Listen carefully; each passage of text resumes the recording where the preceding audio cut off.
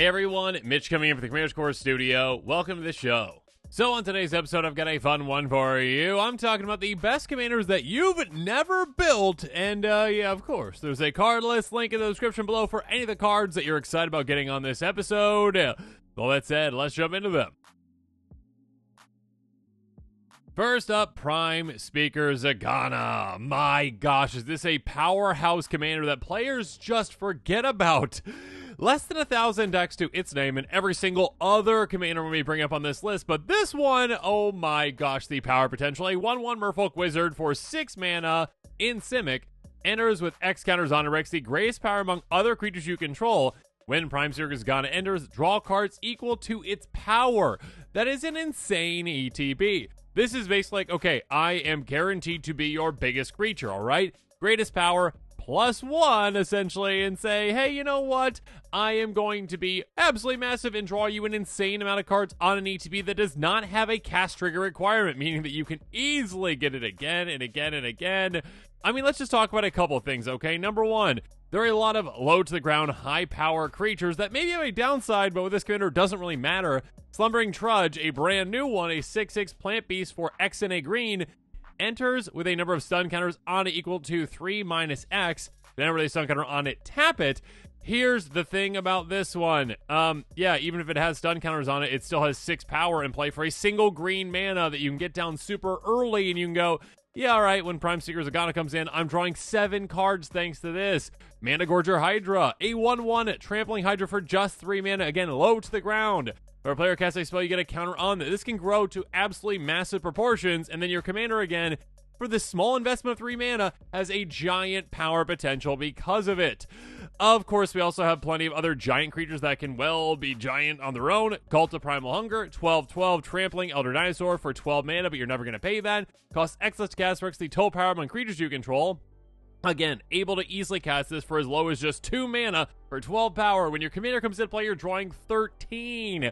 Of course, also, we are in blue. We've got plenty of ways to blink, including repeat blink effects like Deadeye Navigator, soul bond it with your commander, and then pay 2 mana, and blink your commander again and again and again to essentially reset your power potential again. You might have a bigger creature that even came into play after that, and also draw an insane amount of cards on repeat for just 2 mana. So, yeah, Prime Speaker Zagana is an insanely powerful commander that gets forgotten about. You are in Simic, an amazing color combination. Some might consider it the best 2-color combination. It is so much fun, such a high power potential, and so many cards drawn. Check it out, pick it up, build around it.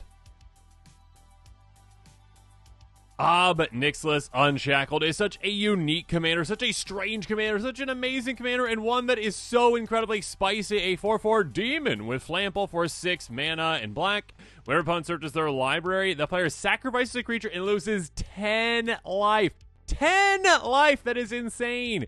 On top of that, whenever the creature dies, you put a counter on Nixless Unshackled. Here's the thing. This, first of all, just shuts down your opponents from ever wanting to, well, ramp when it comes to lands, like going and getting any kind of lands, even using Evolving Wilds, any kind of, any kind of essentially, well, lands that are going to be sacrificed to go get other lands. I mean, Evolving Wilds is a good example of that, but of course, obviously, all the very expensive versions of that, the fetch lands, as well as, again, any ramp spell based that's like Rampant Growth and going to get lands. It says, no. You do that, all of a sudden you lose a creature and you lose 10 life. But of course, we've got ways to force this. We have ways to force this. Field of Ruin cards like this. Very simple. Land inclusion in the deck. Tap right cost. Pay 2 taps. Sacrifice store target non-basic land opponent controls. Each player search library land card. Basic land I should save on the battlefield. Then shuffle their library. Again, a way to essentially say, hey, I am forcing that search. Every single player is searching. Every single other player is losing 10 life. This is a land that makes your opponents lose in total 30 life and sacrifice 3 creatures. It's insane. How about some repeat, though? Mornsong Aria, a legendary enchantment for 3 mana in black. Players can't draw cards or gain life. Each player's draw step, they lose 3 life, search life for a card put in their hand, then shuffle. Hey, opponents, you're searching your libraries. All of a sudden, you're losing now in total, well, counting the 3 life here, 13 life on each draw step. Goodbye, opponents. Also, yeah, in Garrick's wake. Cards like this, again, keep in mind, we have a Flampling commander, again, evasive and getting damage through a trample.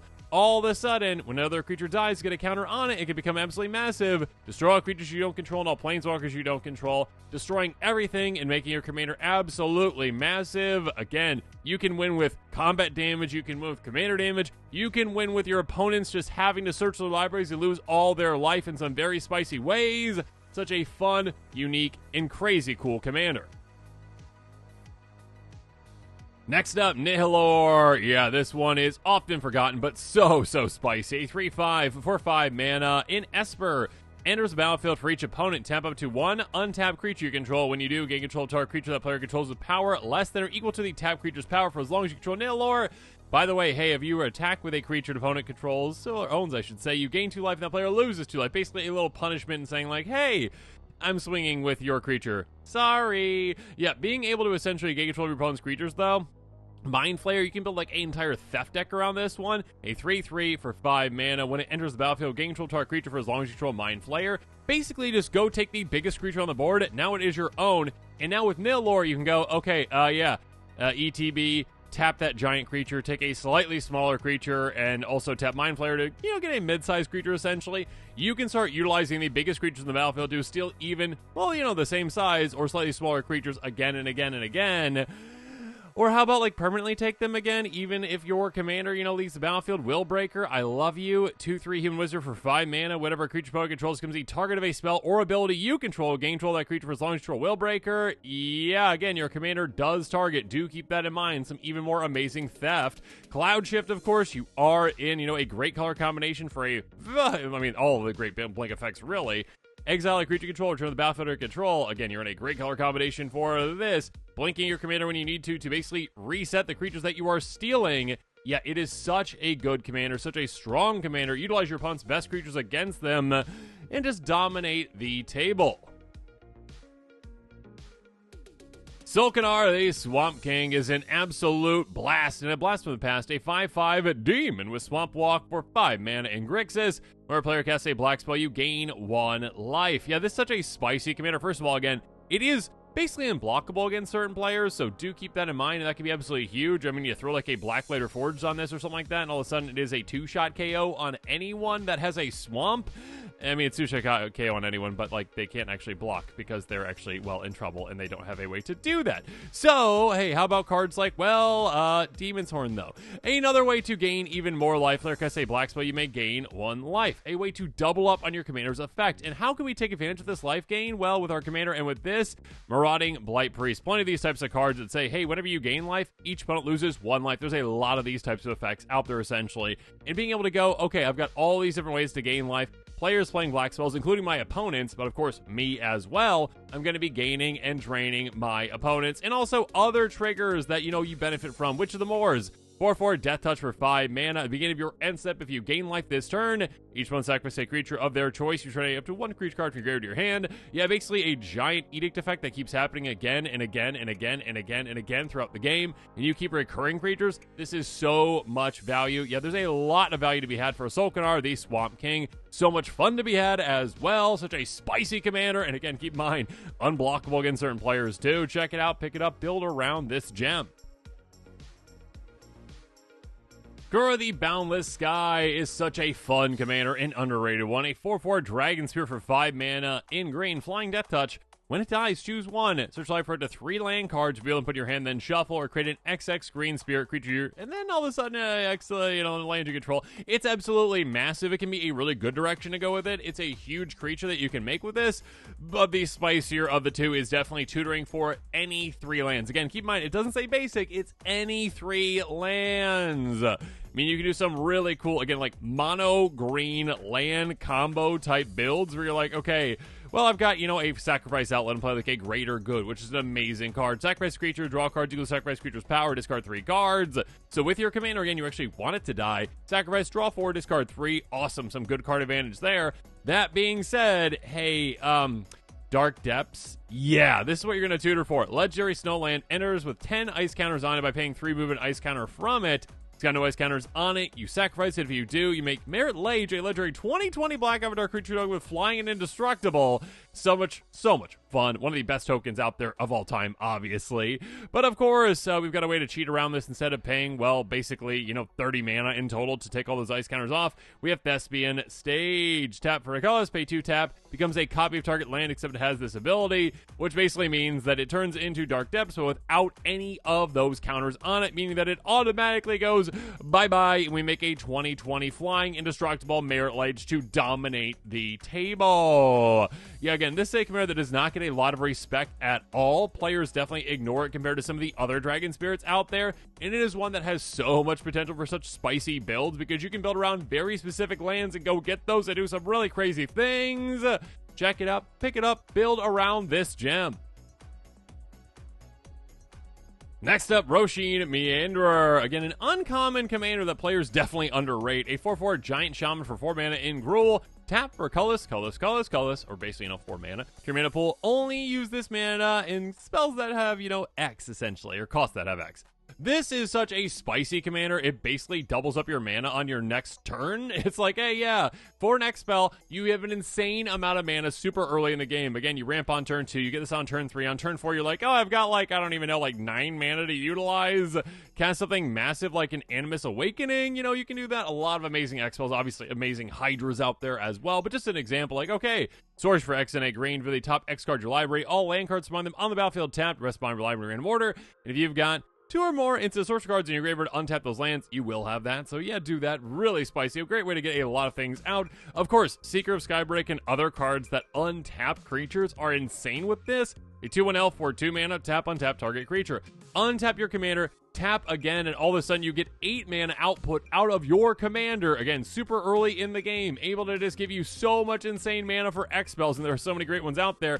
Of course, utilize cards like Unbound Flourishing to get even more out of that. Enchantment for 3 mana. Cast a permanent spell with mana value or mana cost that contains X, double the mana value of X. Whenever you cast an instant source spell, activate an ability if that spell's mana cost. The ability activation costs X. Copy that spell or ability. Choose targets the copy. Basically, double up everything that is X, essentially. And this is an insane effect, again, that you can get down super early, even before your commander, and then utilize your commander or some absolutely massive spells. This is one that can just snowball out of control so quickly, is so underrated, and players just oh, yeah, it's like an old school, weird commander that just taps for mana. Okay, what's so special about that? And you're like, oh yeah, here, let me show you.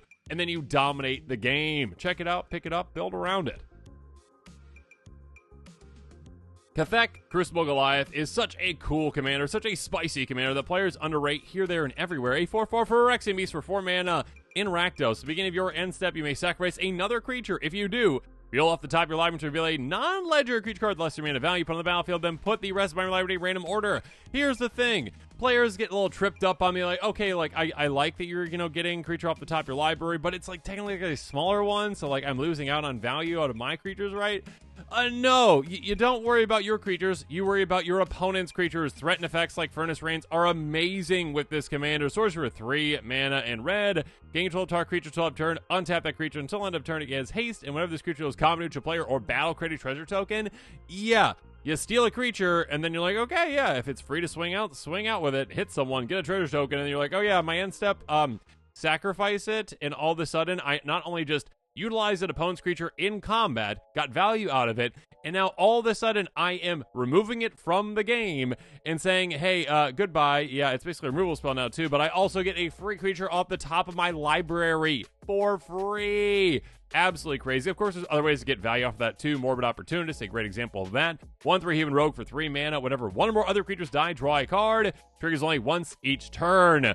Yeah, that can be on your opponent's turns as well. Do keep that in mind. So this can be an insane value engine for you. But again, when you are stealing your opponent's things, sacrificing them on your turn, it's like, oh yeah, cool. Get an extra creature. Thank you. Or sorry, extra card. Thank you. Prowling Geist Catcher, though, is so spicy. 2/4 Human Rogue for 4 mana. Sacrifice another creature, exile it. The creature is a token. You get a counter on this one. When this leaves the battlefield, return each card exile with it to the battlefield under your control. Basically a way to just save up those opponent's creatures. Again, you steal them, you sacrifice them with your commander, and then you say, okay, go away. And then all of a sudden, when you decide to sacrifice this, well, you get all those creatures that you stole back into play permanently under your control. Mass mind control, gotta love it. This is such a fun commander, such an insanely good commander, such a good threatened commander, and a very underrated one. Check it out, pick it up, build around it. I was shocked when I saw that Emrakul the Promised End still has less than 1,000 decks to its name. This is a crazy cool commander, a 13/13 Eldrazi for 13 mana. But it never costs that, because it costs one less gas for each card type among cards in your graveyard. When you cast the spell, hey, just a small little thing right here. You gain control of target opponent during that player's next turn. After that turn, they take an extra after this one. Flying Trample protects you from instants so hard to deal with. A 2-shot evasive KO that is protected, and of course can very easily become a 1-shot KO. I mean, first of all, hey, Fire Shrieker, yeah, double strike. Just any kind of a double strike effect essentially just makes so that your commander is taking players out in 1 shot, which is insane. Also, Ugin's Nexus. My goodness, I love this card with this commander. The player begins next turn, that player skips that turn instead. Oh no. So again, Emrakul says, hey opponent, I'm taking your turn, but you get an extra turn. Ugin's Nexus says, I took your turn and you don't get an extra turn. Sorry about that. Yeah, taking an opponent's turn can be a great way to literally just end their game for them, but now not giving them a turn back is also a way to just really take them out. And of course, there's plenty of great ways to fill our graveyard with a lot of different card types. Sojourner's Companion, a great example of that. A 4/4 that's got affinity for artifacts. Cool. Costs 7 mana. Oh, but by the way, it's got artifact land cycling, meaning that you can cycle it away, and in your graveyard, it's of course an artifact and a creature, reducing that cost of your commander, all while getting you a great land as well. Yeah, Emrakul the Promised End is such a spicy commander, a very underused commander. Check it out, pick it up, build around it. Malfagor is a commander that is literally only for the brave out there, the players that are willing to take chances. A 6/6 Demon Dragon with flying for 6 mana in Rakdos, enters the battlefield, discard your entire hand. Let me say it one more time, your entire hand. Each opponent, though, sacrifices a creature for each card discarded this way. You are trading out your hand for literally all your opponent's creatures, most likely. You're able to just go, okay, my hand's gone, but all their things are gone too. You wipe out their army, and again, that is on an ETB, so yeah, there are ways to do that again and again and again. If your opponents get too comfy, maybe sacrifice your commander with a Village Rites type effect, but before you do that, feign death on it. Till end of turn, target creature gains. When it dies, bring it back to the battlefield, tap resource control, they counter on it. Basically, Black's way of getting a blink, kind of like, hit the graveyard, come back, cool, good for you, awesome, yay! And you get your ETB again, wiping out your opponent's, creatures, essentially. Asylum Visitor, a great example of a card that works very well with this commander, though. It's got Madness, meaning that when you discard it, you can actually just play it, so do so. Beginning of each player's upkeep, if that player has no cards in hand, you draw a card and you lose 1 life. If our opponents have no cards, great, we get to actually draw some more cards, but we are likely not to have any cards. Now we get extra cards thanks to this. Helps us get back even quicker. 1 life or 1 card is no big deal at all in Commander, of course. And of course, cards like Curse of Obsession, which don't see any play at all because they are so risky, but we love them. Agora Curse, Enchanted player, us. Beginning of Enchanted players, draw a set player, draws 2 extra cards. Yes, please. Beginning of Enchanted players, end set player discards their hand. Well, here's the thing. We don't have a hand because our commander makes it so that we're not going to have one anyways. So these high risk, high reward cards can really help us out. Malfagor, again, such a cool commander, such an insane commander, one that really lets us live life on the edge. Pick it up, build around it, and live life on the edge like Malfagor. And finally, Safi, Eric's daughter, can end the game so quickly. Such a powerful commander. A 2/2 Human Scout for just 2 mana in Selesnya. You're probably not going to end the game through combat with this one very many times. I mean, just as your commander. It's like, combat damage with your commander. Commander damage is probably not going to end the game. But what you do is, and with this insane effect, sacrifice this. When target creatures put in a graveyard this turn, return that card to the battlefield. An insanely powerful effect for a low-to-the-ground creature. Insanely good.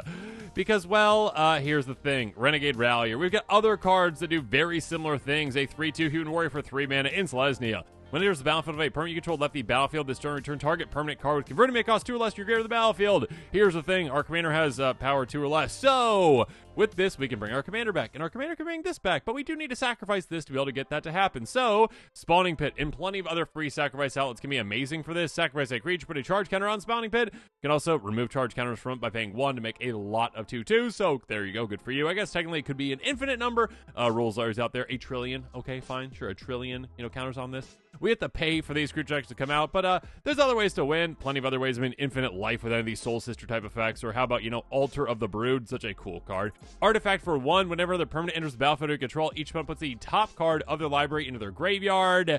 Yeah, a spicy card that says, hey, you know what? Super low to the ground victory. I mean, you can win again so early with this commander. mill everyone else out, and all of a sudden, yeah, Safi Eric's daughter can win in so many unique and spicy ways, so many different combos that work with this commander, and you are going to be surprising your opponents out of nowhere with this one. And with that, this episode is coming to a close. Comment below with your thoughts on it, and of course, as always, thanks again, and have a good one.